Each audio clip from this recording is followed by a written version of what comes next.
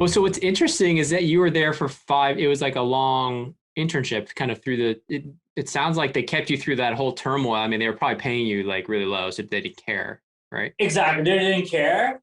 They wanted you actually to start from the regular time because they wanted like a seamless like one intern's in, next intern's in sort of thing. So they train you up. You come in like a few weeks earlier before like other people start like their investment banking and other internships. And then it was just like very sell side.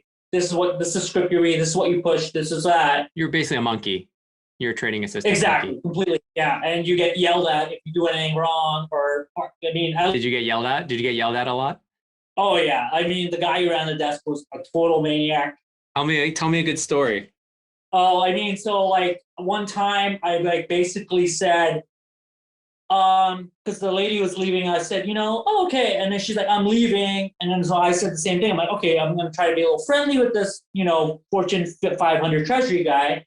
And I'm going to be like, oh, I'm so-and-so. Oh, I just came. I'm studying this. And he put me on hold. And he's like, you are an intern. Your name, I don't even care what your name is.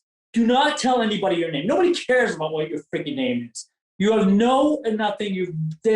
You follow the rules. You just give them the rates. Whatever they want to do, you put in the spreadsheet. And I was like, wow, okay, man. And then a few times I was staying late, and like the lawyer or whatever would come over, and they're like, oh yeah, you have to do this. And like, so he was like listening to tapes because they were getting lawsuits all over the place because of all the mortgage-backed security mess. Yeah. And I'm like, this is just totally not what I expected.